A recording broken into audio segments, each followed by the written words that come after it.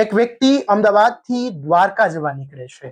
પોતાની કાર લઈને દ્વારકા જવા નીકળે છે અને દ્વારકાથી અમદાવાદ ફરતી વખતે એક સિંહણને હડફેટે લે છે અને આ સિંહણનું મોત થઈ જાય છે.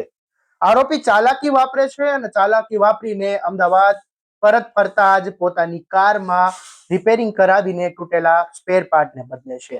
છતાં પણ વન વિભાગની ચાપતી નજરથી આ આરોપી બચી નથી શકતો અને સીસીટીવીમાં આ આરોપીની કાર કેદ થઈ જાય છે અને આરોપીને અમદાવાદથી ફોરેસ્ટ વિભાગ ઝડપીને ધરપકડ કરી લાવે છે. શું છે સમગ્ર મામલો? સાંભળો રાજુલા ન્યૂઝ અપડેટ સાથે. નમસ્કાર, હું છું આસિફ કાદરી અને આપ જોઈ રહ્યા છો રાજુલા ન્યૂઝ અપડેટ. આ સમગ્ર મામલે આપણે વાત કરવી છે. સમગ્ર મામલો એવો છે કે ગત 4 જાન્યુઆરીના રોજ હેમાળ નજીક એક કાર ચાલકે સિંહણને અડફેટે લીધી હતી અને તે સિંહણનું મોત થયા હોવાના સમાચારો સામે આવ્યા હતા. બાદમાં વન વિભાગ સીસીટીવીથી લઈને તમામ કાર્યવાહી કરવા લાગી જાય છે અને આરોપીની શોધખોળ શરૂ કરી દે છે. એવામાં આરોપીને શોધવા માટે મહુવા, ભાવનગર અને નાગેશ્રી સહિતના ટોલ પ્લાઝાના સીસીટીવી ફૂટેજને ચેક કરવામાં આવે છે.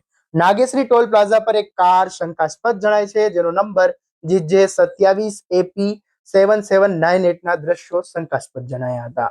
તેની એક સાઈડની ફ્લોગ લાઇટ તૂટેલી હતી અને બમ્પરોમાં પણ નુકસાન થયું હતું. આરટીઓ મારફતે તપાસ કરાતા આ કાર અમદાવાદની હોવાનું સામે આવ્યું અને વન વિભાગે અમદાવાદ પોલીસની મદદ લીધી અને કાર માલિક સુધી પહોંચતા જાણકારી મળી કે તે સમયે તેમના કાર ભાણેજને તેમણે આ કાર દ્વારકા જવા માટે અને સોમનાથ જવા માટે આપી હતી. જેના પગલે વન વિભાગે કાર માલિકના ભાણેજ જમાઈ રવિ કનુની ધરપકડ કરી હતી અને તેમણે સિંહનો કાર સાથે અકસ્માત કર્યો હોવાની પણ કબૂલાત આપી હતી. આરોપી એટલો ચાલાક હતો કે તેણે અમદાવાદ જઈને સિંહણને અડફેટે લેનાર કારને તેના તૂટેલા સ્પાર્ટને નવા નખાવીને રિપેરિંગ કામ પણ કરાવી નાખ્યું હતું. આમ છતાં તંત્ર અને વન વિભાગ તેના સુધી પહોંચી ગયું અને તેમની ચાપતી નજર સામે આરોપીની એક પણ ના ચાલી.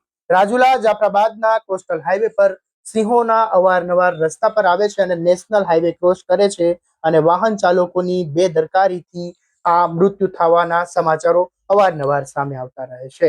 ત્યારે આ મામલે વિરલસિંહ ચાવડાએ પણ જણાવ્યું હતું કે જો આ વિસ્તારમાંથી લોકો પસાર થઈ રહ્યા છે તો તેમને તકેદારીથી